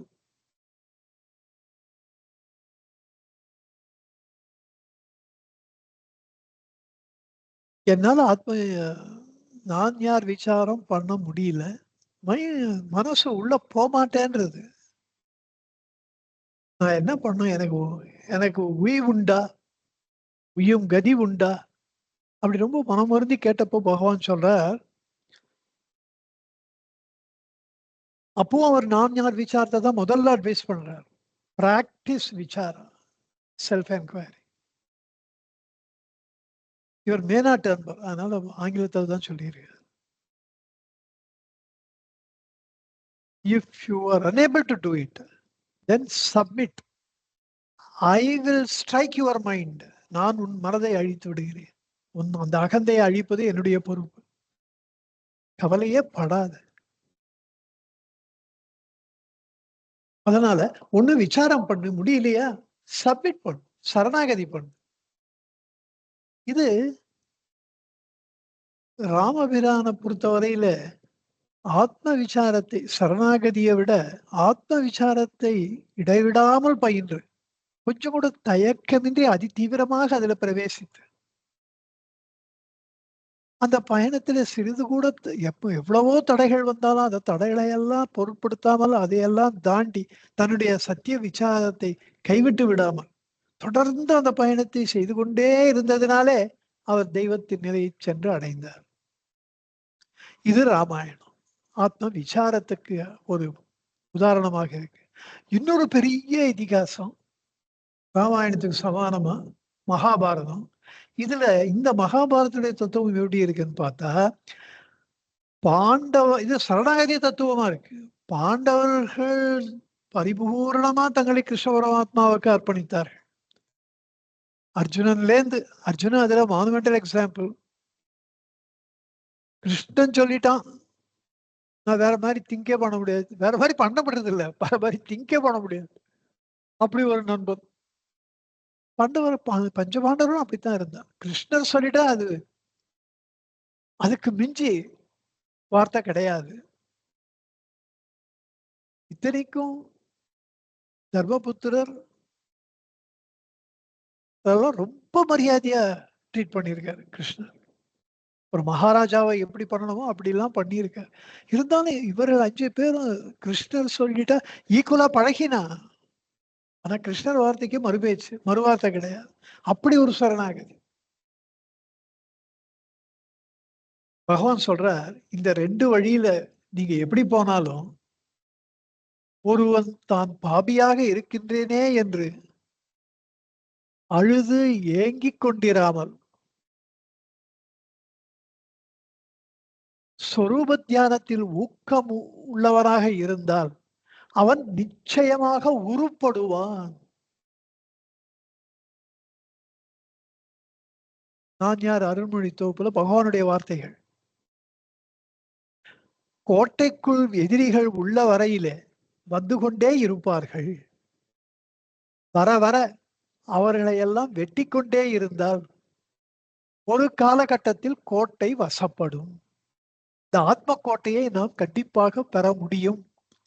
இப்படி ஒரு பெரிய ஒரு நம்பிக்கையை பகவான் நமக்கு கொடுக்கிறார். முயற்சியை உற்றாதீங்கன்ற. இது ராமாயணத்துல ஸ்ட்ரெயிட்டா இருக்கு. ராமபிரான் முற்றுகையிடுகிறார். அந்த கோட்டையிலிருந்து வீரர்கள் ஒருவர் பின் ஒருவராக வந்து கொண்டே இருக்கிறார்கள். வஜ்ர தர்மராஷ்டிரம் இவன் எப்பேற்பட்டவன், ஒரு பெரிய உலக்கை தான் இவனுக்கு ஆயுதம். இவன் என்ன சொல்றான், மந்திராலோசனை நடந்துருக்கு, எல்லாரும் பேசுறா, முற்றுகை பண்ணிட்டா, ராம லட்சுமணர்கள் பண்ணியிருக்கா, இதை எப்படி நம்ம டேக்கிள் பண்றது, இதெல்லாம் பேசுறா, முடிவெடுக்கிறா. அதுக்கு பேச்சுவார்த்தைகள் நடந்துட்டு இருக்கு. எல்லாரும் ஒத்துத்தர வா. அப்ப இந்த வஜ்ர தமராஷ்டிரன் எழுந்து இவன் ஏதோ பேச போறான்னு பார்த்தா, நீங்க எல்லாம் பேசிட்டே இருங்க, நான் அவளை வதம் பண்ணிட்டு வந்து உங்களுக்கு செய்தி சொல்றேன். நான் அப்பேற்பட்ட மகாசூரன் அவன். அவன் மட்டுமல்ல, கும்பன், நிகும்பன், மகாராட்சன், அதிகாயன், நராந்தகன், மகோதரன், பிரகஸ்தன், இவன் வந்து சேனாதிபதி. ராவணனுடைய சைன்யத்துல 3ல் 1 பங்குக்கு இவன் அதிபதி. அவ்வளோ வீராதி வீரன், சூராதி சூரன். அத்தனை பேரும் ராவணன் ஆச்சரியப்படுறான். இந்த ஒரே ஒரு என்னுடைய வீரனை எதிர்த்து நிற்பதற்கு இந்த வானர கூட்டம் எதிர் நிற்கிறது கூட தகுதி இல்லாத ஒரு இது, எப்படி இவர்கள் எல்லாம் ஒருவர் பின் ஒருவராக இவர்கள் மாண்டு போகிறார்கள், ஆச்சரியமா இருக்கேன்றான், நினைச்சே பார்க்க முடியலையேன்றான். அப்படி இந்த வீரர்கள் ஒருவர் பின் ஒருவராக, அப்புறம் கும்பகர்ணன், அப்புறம் இந்திரஜித், எல்லாம் வெளில வந்து கடைசியா அகங்காரத்தின் மொத்த உருவமா இதுக்கெல்லாம் ஆதாரமாக இருக்கின்ற ராவணன், அந்த அகந்தை அழிந்த பிறகு கோட்டை வசப்பட்டது. விபீஷனுக்கு பட்டாபிஷேகமும் நடந்தது. இததான் பகவான். இது வந்து இந்த பகவானுடைய வார்த்தைகள். அவர்கள் வெளியே வர, கோட்டைக்குள்ளே வீரர்கள் உள்ள வரையிலே, வீரர்கள் எதிரிகள் எதிரிகள் உள்ள வரையில் வந்து கொண்டே இருப்பார்கள். வர வர அவர்களை அவர்களையெல்லாம் வெட்டி கொண்டே இருந்தால் கோட்டை வசப்படும். அப்படி ராமபிரானுக்கு அது வசப்பட்டது. இந்த பகவானுடைய இந்த உபதேசம் ராமபிரானுடைய வாழ்வாக இருந்தது. எவ்வளவு ஒற்றுமை பாருங்க 2 பேருக்குள்ள. இந்த பக்கம் இந்த எக்ஸ்ட்ரீம்க்கு வாங்க இப்போ ஆப்போசிட் எண்டுல. தர்மபுத்திரர் நிச்சயமா ஜெயிக்க முடியாது. பீஷ்மர் இருக்க வரையில, துரோணர் இருக்க வரையில, துரியோதனனுடைய சைன்யமானது, அந்த சேனையானது இன்வென்சிபிள். ஜெயிக்கவே முடியாது. அதனால தான் அந்த காலத்திலேயே துரியோதனன் பக்கம் தான் நிறைய ராஜாக்கள் போய் சேர்ந்துட்டான். அவன் ஜெயிச்சிருவான். ஜெயிக்கிற பக்கம் போறதுக்கு தான் எல்லாருக்குமே ஒரு இது இருக்கும். அதனால தான் அவனால 11 அக்ரோனி சேனைகள் சேர்ந்தது. அந்த ஒரு ராஜா வந்தா இவ்வளவு பேர் வருவா படை வீரர். அப்படி 11 அக்ரோனி சேனைகள் அவனுக்கு சேருது. ஆனா பாண்டவர்களுக்கு 7 தான் சேர்ந்தது. காரணம், ஜெயிக்கிற கட்சியில போய் நம்ம இருக்கணும்னு மனிதனுடைய ஒரு இயற்கையான ஆசை. அது உண்மையும் கூட. கர்ணனை பெருசா வியாசர் சொல்லல. கர்ணன் இருக்கான், அதனால அந்த துரியோதனை ஜெயிக்கவே முடியாது அப்படின்றது இவன் இந்த சிவாஜி கணேசனை கர்ணனை பார்த்துட்டு இவன் நினைச்சுக்கிறது. அந்த உண்மையான கர்ணனுக்கும் இந்த சிவாஜி கணேசனுடைய கர்ணனுக்கும் சம்பந்தமே கிடையாது. அவன் மகா கொடையாளி அப்படிலாம் கூட வியாசர் எழுதல. மற்றவர்களுக்கெல்லாம் இல்லாத கொடுத்தான் தான் சொல்லியிருக்காரு. அது ஏதோ ஒரு வரி, அங்க இங்க ஏதோ ஒரு வரி. இவன் ஒரு சினிமாவே எடுக்கிற அளவெல்லாம் பெருசா கொடை வள்ளல் அப்படி இல்ல. ஆனா is known for having a generous purse. அது இருக்கு, அது இல்லைன்னு சொல்ல முடியாது. பட் அது அவனை போற்றக்கூடிய ஒரு அளவு கடந்த ஒரு குணாதிசயமா வால்மீகி சொல்லல. அவனுக்கு அர்ஜுனனோட யுத்தம் பண்ணும்போது அவன் பரசுராம இடத்துல கற்ற பிரம்மாஸ்திர மந்திரம் மறந்து போனோன்னு அவர் சாபமிடுறார். ஒரு பசுவை கொன்றதுனால ஒரு அந்தனர் எப்படி என் பசு மாட்டின்னு உங்ககிட்ட சேர்த்தோ அதே போல நீயும் சாக போகிற, நீ நிலத்துல மாட்டின்னு சாவேன்னு. தேர்ச்சக்கரம்ன்ற வார்த்தை அங்க இல்லை, இருந்தாலும் அதுதான் அவனுக்கு சாபம். அதனால தான் தேர்ச்சக்கரம் நல்லா ஓடிட்டு இருந்த தேர்ச்சக்கரம் ஏன் திடீர்னு மாட்டிக்கணும், அது சாபம் தான். நாகா நாகபானம் அதை இன்னொரு வாட்டி பிரயோகிக்க கூடாதுன்னு குந்தி கிட்ட கொடுத்த வாக்கு. அர்ஜுனனை தவிர மீதி 4 பேரை கொல்லக்கூடாதுங்கிறதுனால 2-3 வாட்டி தர்மபுத்திர உயிரோட விடுறான், பீமசேரனை உயிரோட திருப்பி அனுப்புறான். இல்லைன்னா அன்னைக்கு யுத்தம் முடிஞ்சிருக்கும். அதனாலெல்லாம் தான் கர்ணனுக்கு ஒரு இம்பார்ட்டன்ஸ் வந்தது. எஸ், டிஸ்பிளேட் இஸ் வேலர், மகா வீரம், சந்தேகத்துக்கு இடமில்லாமல். பட் இவா சொல்ற அளவு அர்ஜுனனையே தன்னந்தனியா ஜெயிச்சுடுவான் இவா நினைக்கிற அளவு இல்ல. ராடபர்வத்துல அர்ஜுனன் கிட்ட தோற்று ஓடுகிறான். இந்த பக்கம் அந்த சித்திரசேனன்ற கந்தர்வராஜன் கிட்ட போரிடும்படியா நேர்ந்த போது அங்கேயும் புறமுதுகிட்டு ஓடுகிறான் வீர காப்பாத்திக்கிறதுக்கு. அப்புறம் அர்ஜுனா அவன் கட்டி போடுறான், துரியோதன சிறைப்பிடித்து வச்சிடுறான். அப்போ தர்மர் கேள்விப்பட்டு பீமாச்சுரனை அனுப்புறா. இவா 2 பேரும் போகும்போது அந்த சித்திரசேனன் கேட்க சொல்றான், உங்களை இந்திரனுடைய சபையில் நான் பார்த்துருக்கேன். ஆமா தேவகுமார், நான் இந்திரகுமாரன் தான்றான். அப்போ என்ன விஷயம்னா, இந்த மாதிரி பிடிச்சி வச்சிருக்கீங்களாமே எங்க அண்ணா தான் அப்படின்னு. தெரியாது எனக்கு, நீங்க அப்பா விட்டுங்கப்பா, நீங்க ஆச்சுன்னு போங்க. துரியோதனன் ரொம்ப வெக்கப்பட்டு மானம் மரியாதை இழந்து திருப்பி வர வழியில இவ சகுனியும் கர்ணனையும் பாக்குறான். வெயிட் பண்ணிட்டு இருக்கா, என்னாச்சோ அவனுக்கு. அயோத்திக்கு திருப்பி போறதுக்கும் மனசு அயோத்தின்ற ஹஸ்தினாபுரத்துக்கு திருப்பி போறதுக்கும் மனசு வரல. சித்திரசேனை கிட்ட போய் சண்டை போடுறது தெம்பும் இல்லை, அடிபட்டு வந்திருக்கா. இவனை காப்பாத்தனமே 2 கட்டானா இருக்கும்போது எப்படிடா போறதுன்னு வெக்கப்பட்டுன்னு பாதி வழியில உட்காந்து இருக்கும்போது துரியோதனன் பாக்குறான். அப்ப நான் தற்கொலை பண்ணிக்கிறேன்றான். அவன் ரொம்ப கஷ்டப்பட்டு அவனை கன்வின்ஸ் பண்றான். இப்படிப்பட்ட ஒரு கர்ணன் அவனுக்கு அந்த கவச குண்டங்களை இந்திரன் வாங்கின்னு போயிடுறான். இதெல்லாம் இல்லாத காலம் ராடபருவத்துல. அதெல்லாம் எல்லாமே ஒழுங்கா இருந்த போதே அவனால அர்ஜுனனை ஜெயிக்க முடியல. எனிவே அந்த கர்ணனும் முதல் நாள்ல இருந்து போரிட்டு இருந்தால் பாண்டவர்களுக்கு கஷ்டம்தான். 10ஆம் நாள் பீஷ்மர் விழுந்தப்புறம் தான் அவன் உள்ள வரான். அப்ப எல்லாரும் நினைச்சா கர்ணன் நிச்சயமா யுத்தத்தை ஜெயிச்சு கொடுத்துருவான் தான் எல்லாரும் நினைச்சா. அவனும் பண்ணான். அந்த 18 நாள்ல கடைசி அவன் போரிட்டு 8 நாள்ல ஒரு நாள் அசகாய சுரத்தம் வெளிப்பட்டது. பயந்து போனான். எவனே பயப்பட்டான்றார் வியாசர். அப்பதான் அந்த அர்ஜுனன் போய் நான் அவனை போடுறேன் அப்படின்னப்போ, அவனை கொஞ்சம் அடக்கிறேன் அப்படின்னப்போ, கிருஷ்ணர் போகாத கடோத்கஜம் போட்டோன்றார். அப்படித்தான் கடோத்கஜன் பலியாகிறான். அன்னைக்கு அவனுடைய வீரத்துக்கு அர்ஜுனன் பலியாக இருக்கணும். Ghatotkachan பலியாகிறான். Every dog has its டேன்னு இங்கிலீஷ்ல. அவனுக்கு அன்னைக்கு அப்படி ஒரு இது. அதே கர்ணன் தான் பீமனோட சண்டையிட்ட போது அவனை காப்பாத்து பீமன் அவனை சித்திரவதை பண்ணா. அவனால சமாளிக்க முடியல. 33 35 துரியோதனனுடைய சகோதரர்கள் வந்து அவனை காப்பாத்த வந்து வந்து பீமன் அவர் அத்தனை பேரையும் கொல்றான். கர்ணனுக்கும் ரொம்ப அவமானமா இருக்கு. நம்மளை காப்பாத்த வந்து துரியோதனன் நண்பனுடைய தம்பிமார்கள் இப்படி எனக்காக உயிரை கொடுத்து கொண்டிருக்கிறார்கள் என்று. இதெல்லாம் ஒரு நாள் ஒருத்தனுக்கு பெருசா அவனுடைய சாமர்த்தியத்தை காமிக்க முடியுது. இன்னொரு நாள் நேச்சுரலி மேபி ஹேவிங் ஆஃப் டே. இதெல்லாம் யுத்தத்துல விளையாட்டுல எல்லாம் நடக்கும்.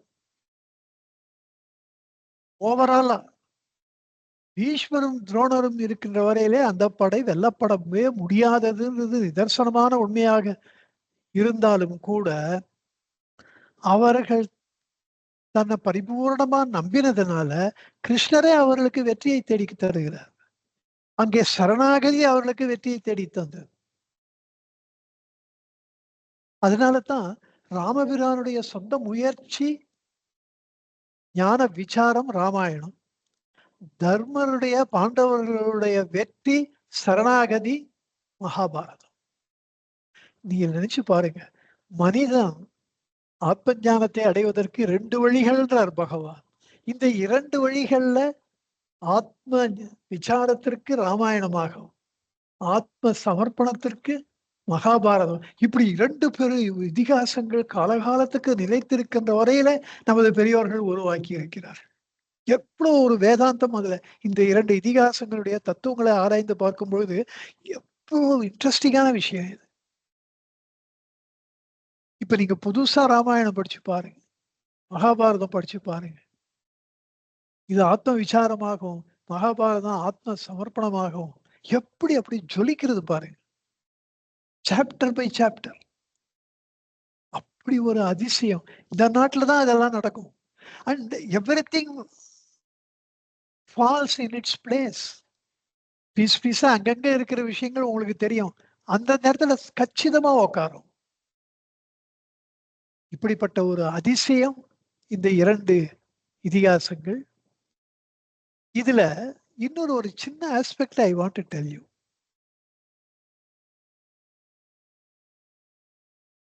ராமபிரானுடைய ஆத்ம விசாரத்துல சொந்த முயற்சி 90%. ஆனா அதுவே வெற்றியை தந்ததா? தெய்வ சகாயம் தான் கடைசியில தந்தது. இந்திரன் தன் தேரை அனுப்ப வேண்டியிருந்தது. ராவணனுக்கு நல்ல மிகச்சிறந்த தேர் இருக்கு, இவருக்கு அது ஒரு ஹேண்டிகேப்பா இருக்கேன்னு இந்திரன் தன்னுடைய தேரை அனுப்புறான், சகாயம் பண்றான். இவர் ராமபிரான் கேட்கல, அதுவா வருது. தன் டிரைவரோட அனுப்புறான், அந்த தேர்ப்பாகனோட அனுப்புறான். தேரை மட்டும் அனுப்பிச்சு பிரயோஜனம் இல்லையே. எவ்வளவு அழகா இருக்கு பாருங்க அந்த கான்செப்ட். நிஜமா நடந்திருக்கு.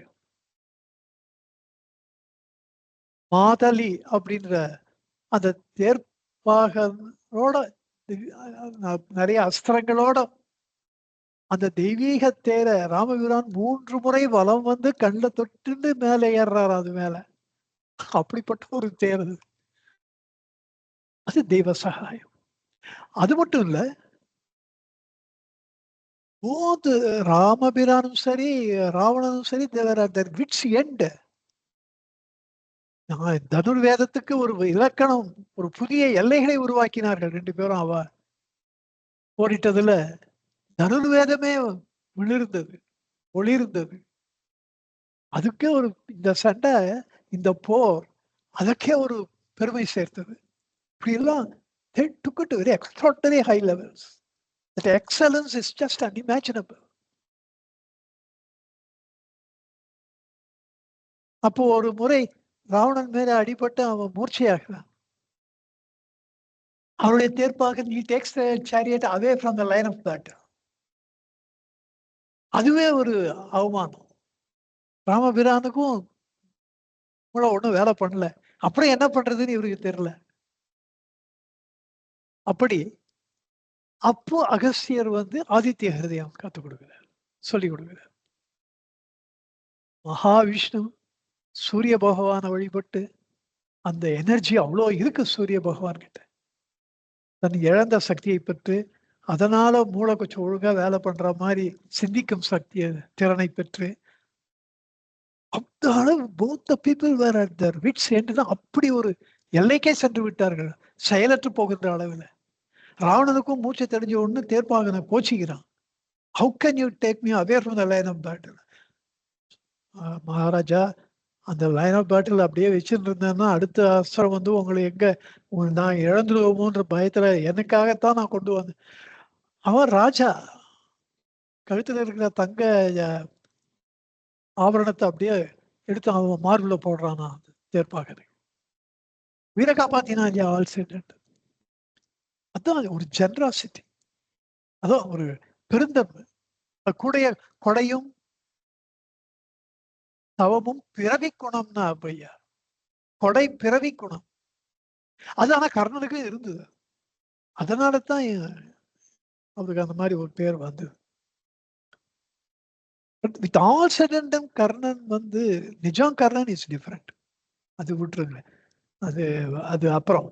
இப்போ இந்த இந்திரன் தேர் அமைச்சது, தேர் பாகனை அமைச்சது, அகஸ்தியர் வந்து இதெல்லாம் கேட்காம வந்த சகாயம், ஆதித்ய ஹிருதயம் சொன்னது, இதெல்லாம் பண்ணி கடைசியில ராவனுடைய தலைகளை ஒரு தலையா இருந்தா இன்னொரு தலை அங்க வருது. 10 தலை ராவணன்னு பேர் வந்ததுக்கு காரணம் 10 தலைகள் இருக்கு அவனுக்கு, எல்லாமே கண்ணில் தெரியாது.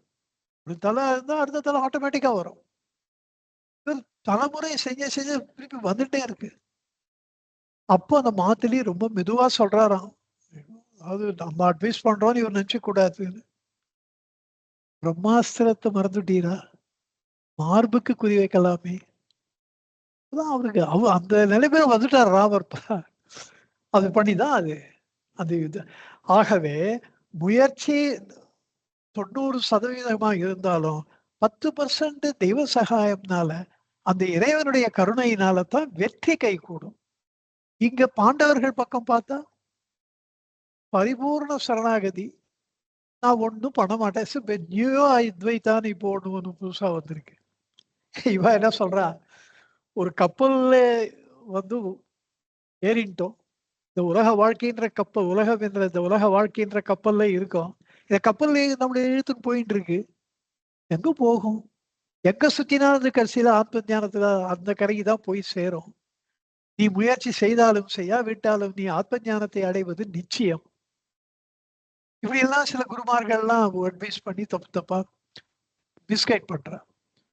அப்படி இல்லை. சரணாகதி பண்ணுவதுன்றது நம்முடைய உலக வாழ்க்கையில நமக்கு இருக்கின்ற கடமைகளை எல்லாம் உட்புறதுன்றது கிடையாது.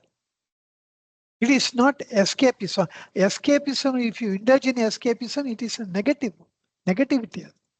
அந்த நெகட்டிவ் ட்ரெயிட்டுக்கு நம்ம போவே கூடாது. we should be always positive. நம்ம காரியங்களை உற்சாகமா செஞ்சுட்டே இருக்கணும்.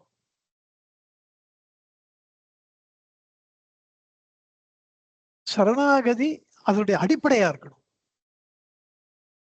பெரியவாளை பார்த்தா ஒரு மரியாதை, பகவான் மீது அளவு கடந்த ஒரு பக்தி, சரணாகதி. அதே சமயத்துல நம்ம ஆபீஸ் வேலையோ நம்ம வீட்டு வேலையோ பர்ஃபெக்டா பண்றது. நிஜமாவே நீ சரணாகதி பண்ணிடு, நான் வந்து உனக்கு ஆத்ம ஞானம் கொடுத்துடுறேன்றது உண்மையா இருந்தா, ஸ்ரீகிருஷ்ணர் ஏன் அர்ஜுனனை சண்டையிடுன்னு ஏன் சொல்றார், ஆயுதமேந்துன்னு ஏன் சொல்றார்?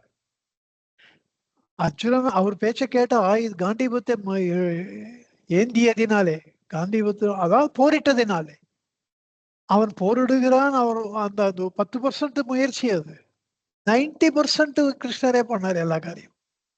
ஆனா அது ஒரு காரணமாக வைத்துக்கொள். நான் அந்த 10% கூட பண்ண மாட்டேன்னா, you have not understood what is சரணாகதி. இதுதான் மகாபாரதம் நமக்கு கற்றுக் கொடுக்கின்ற படிப்பினை. நம்ம மட்டும் அந்த காரியத்தை ஒழுங்கா பண்ணிட்டு, நம்ம முயற்சி செய்ய வேண்டிய காரியத்தை செஞ்சுட்டு பரிபூர்ணமா பகவானை நம்பினா தெய்வ சகாயம் கண்டிப்பா நம்மளுக்கு வரும். நம்ம வழிபடுகின்ற கடவுள் நம்மை காப்பாற்றுவார், நமக்கு வெற்றி தேடி தருவார். நம்ம நம்ம வாழ்க்கையில நம்ம அமைதியாகவும் சந்தோஷமாகவும் நம்மளை வச்சுப்பார். ஸ்ரீகிருஷ்ணர் எவ்வளவு பெரிய ஹேண்டிகேப்ல அதை பண்ணார். துரியோதனுக்கு சொல்லிட்டார், நான் ஆயுதம் எடுக்காமல் நான் ஒரு பக்கம் இருக்கேன், என்னுடைய மொத்த படை நாராயணர்கள் படை ஒரு பக்கம் இருக்கு, எது வேணும்? அவன் எனக்கு சேனைதான் வேணும், யுத்தத்துக்கு படை தானே வேணும், நான் ஒன்றும் பண்ண மாட்டேன், சும்மா உட்காந்துருப்பேன், உடனே யார் வச்சுப்பா. அது நான் ரொம்ப கெயின் பண்ணிட்டோம், ரொம்ப சந்தோஷமா போனான் நான் அன்னைக்கு துரியோதனன். அர்ஜுனனும் அவன் எவ்வளவு சந்தோஷம், அவனுடைய சந்தோஷம் எல்லை மீறி போச்சுன்றார் வியாசர். அந்த அளவு சந்தோஷத்தை அர்ஜுனனும் அனுபவித்தான்னு முடிக்கிறார். அதாவது கிருஷ்ணர் என்கிட்ட வந்துட்டான், எனக்கு கிருஷ்ணர் போறோம், அதுதான் சரணாகதி, அதுதான் அவனுக்கு வெற்றியை தேடி தந்தது.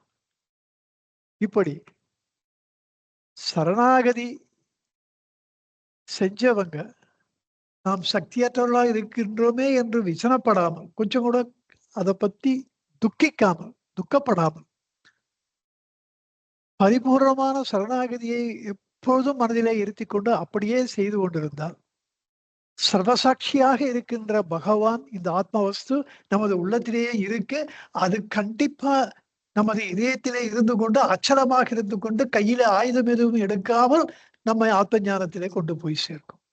இதுதான்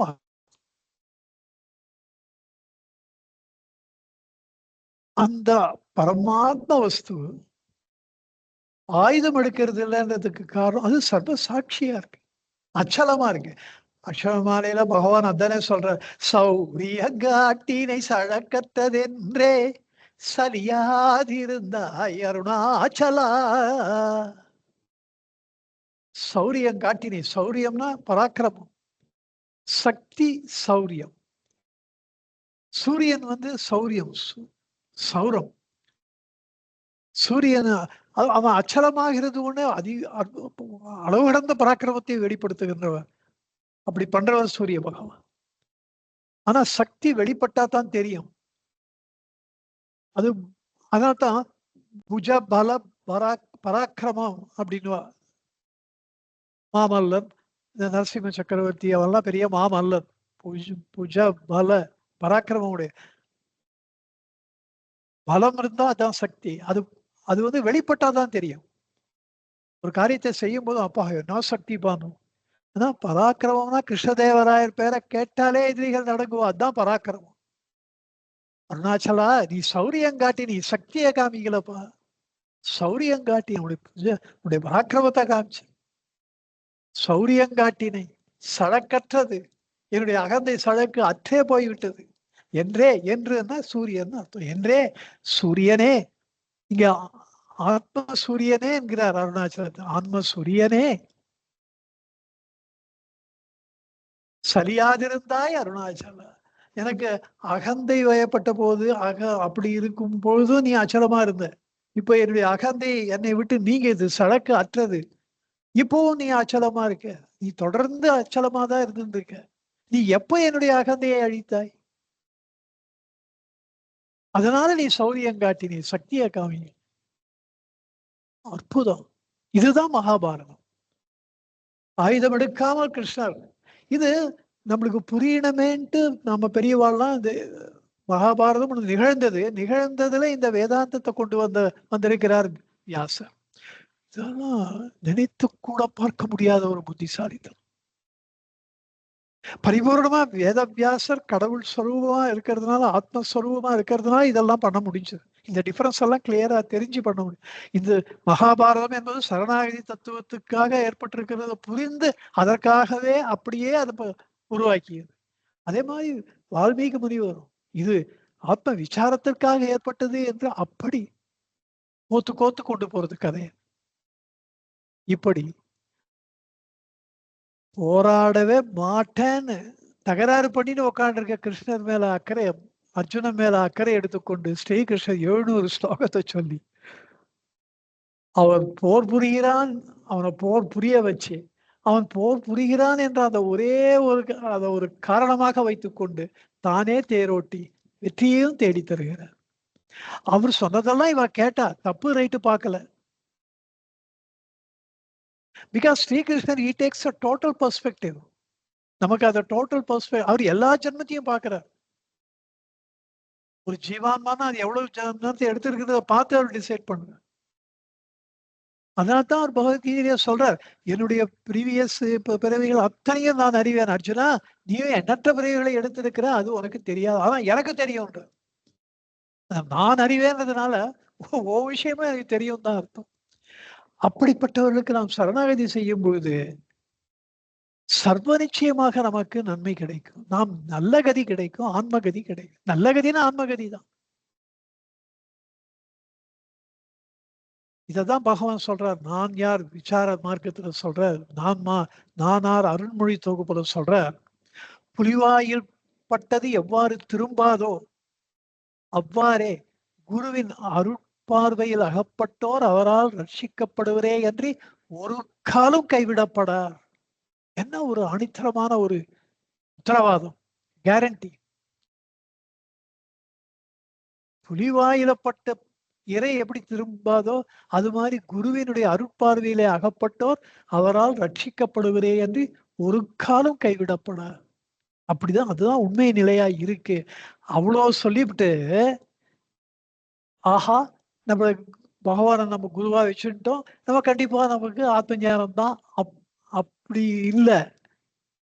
நம்ம என்ன வேணா பண்ணிட்டு இருக்கலாம். அப்படி அதுதான் நியோ அத்வைதா. நான் போய் கன்ஃபெஸ் பண்ணிக்கிறேன், இந்த வாரம் மண்டே டு சாட்டர்டே பண்ண பாவங்களெல்லாம் நான் போய் பாஸ்டர் கிட்ட போய் கன்ஃபெஸ் பண்ணிட்டேன்னா, அப்புறமா சண்டே பண்ணிட்டேன்னா மண்டேலேருந்து மறுபடியும் I am free to do all my sins again. நான் இஷ்டப்படியே வாழ்க்கையில் என்ன வேணா பண்ணிட்டு இருக்கலாம். கண்டதே காட்சி கொண்டதே கோலம்னு இருக்கலாம். ஆனால் எப்பவுமே அந்த கன்ஃபெஷன் இருக்கு. கன்ஃபெஷன் ஒரு விண்டோ கொடுத்துருக்காரு இயேசு. அவர்கிட்ட போய் நம்ம எல்லாத்தையும் பாவங்களை எல்லாம் அவருக்கு கொடுத்துட்டு நம்ம பழைய, that is not the spirit. அதுக்கு தான் சொல்றார் பகவான் பின்னாடியே இவ்வளோ ஒரு அவரால் ரட்சிக்கப்படுவதே என்று ஒரு காலம் கைவிடப்படார் அப்படின்னு சொல்லிட்டு, எனினும் குரு காட்டிய வழிப்படி தவறாமல் நடக்க வேண்டும். குரு காட்டிய வழி எது? நான் யார் விசாரம். அது ரொம்ப சின்சியரா நம்ம ட்ரை பண்ணணும். அதை ட்ரை பண்ணாம குரு காப்பாத்துவார்னா you are only fooling yourself, you are cheating yourself. இதுதான் மகாபாரதம், இதுதான் ராமாயணம் என்று சொல்லி பகவானோடு, பகவானுடைய தத்துவங்களோடு, பகவான் நமக்கு அளித்த ஆன்ம சமர்ப்பணம், ஆன்ம விசாரம், இதுல எந்த அளவு இந்த இதிகாசங்கள் ஒன்று கலந்திருக்கின்றன என்று சொல்லி ஆத்ம விசாரத்திலே ஜீவனின் முயற்சி அதிகமாகவும் தெய்வ சகாயம் கொஞ்சம் குறைவாகவும்,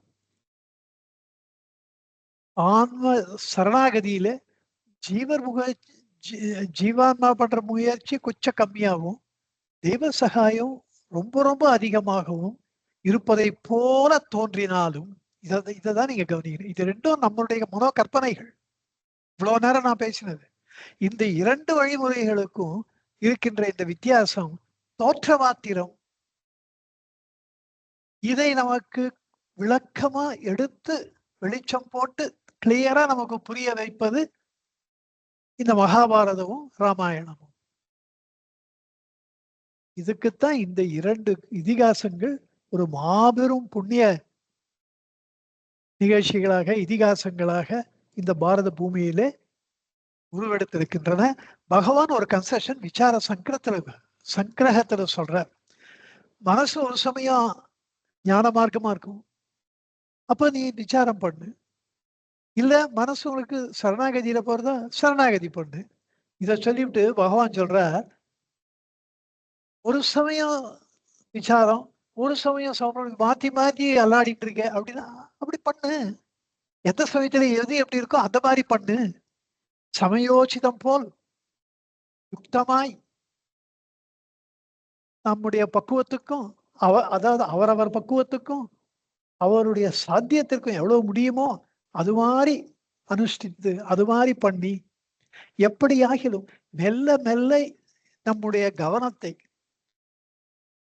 நம்முடைய இதயத்திலே வைக்க வேண்டும். ஐம்புலன்களிலிருந்து மனதை திருப்பி இந்த அற்ப ஆசைகளிலிருந்து நம்ம பெருசா சாதிக்க பிறந்திருக்கிறோம் என்பதை புரிந்து கொண்டு இந்த தேகாபிமானத்துக்கு உறைவிடமாக இருக்கின்ற அகந்தையை துறந்து வைராக்கியத்தை கொச்சமா டெவலப் பண்ணிட்டு அப்படி நம்முடைய உண்மை இயல்பை உணர்ந்து ஆன்ம வஸ்துவிலே எப்படியாவது நிரந்தரமாக நிலைப்பதற்கு வழி தேடுவதுதான் அது சரணாகதியோ அல்லது விசாரமோ. இந்த இரண்டினுடைய உட்கருத்து இதுதான். மகாபாரதத்துடைய உட்கருத்தும் ராமாயணத்துடைய உட்கருத்தும் இதுதான். எப்படியாவது நமது உள்ளத்தின் உள்ளே இந்த மெல்ல மெல்ல இறை உணர்வை இந்த ஆன்ம வஸ்துவை புகுத்தி அதிலே இருக்கச் செய்து எப்படியாவது நம்மை பரிசுத்தப்படுத்தி நம்முடைய உண்மையான சுபாவத்தை நாம் தெரிந்து கொள்ள வேண்டும் என்பதுதான். ராமபிரானுடைய விஷயம் என்ன? ஒவ்வொரு வாழ்க்கையின் ஒவ்வொரு கட்டத்திலும் அவர் சத்தியத்தையே நாடுவதுதான் அவர் செய்த விசாரம். இதுக்கு பஞ்சபாண்டவர்களுடைய சரணாகதி பத்தி நம்ம ரொம்ப சொல்ல வேணாம், அது மகா பிரசித்தம். எதுக்கெடுத்தாலும் ஸ்ரீகிருஷ்ணர் என்றது. இனி அடுத்த வகுப்பிலே நாம் எப்படி இந்த ராமபிரான் இந்த சத்தியத்தை நாடுவது என்பதை அவருடைய வாழ்க்கையிலே நடந்த நிகழ்ச்சிகளை வைத்து எப்படியெல்லாம் இது பகவானுடைய தத்துவங்களோடு ஒத்து போகின்றது என்பதை மேலும் பார்க்கலாம் என்று சொல்லி இந்த வகுப்பை இந்த அளவிலே நிறைவு செய்கிறேன். இப்படி ஒரு அப்டிராக்டா ஒரு விஷயத்த சொல்றேன். ஸ்ரீராம் சொல்றாருன்னு இல்லாம உங்களுக்கு அது புரியறது தோணித்துன்னா அது பகவானுடைய பெருங்கருணை என்று எண்ணி அமைகிறேன். நன்றி, நமஸ்காரம். நமோ ரமணாய நமோ ரமணாய நமோ ரமணாய நமோ நமோ நமோ ரமணாய நமோ ரமணாய நமோ ரமணாய நமோ நமோ. सर्वे जना सुखिनो भवन्तु, लोकाः समस्ताः सुखिनो भवन्तु, सर्वसन्मङ्गलानि भवन्तु. ओम शांति शांति शांति. हरि ओम तत्सत्. हरि ओम तत्सत्. हरि ओम तत्सत्.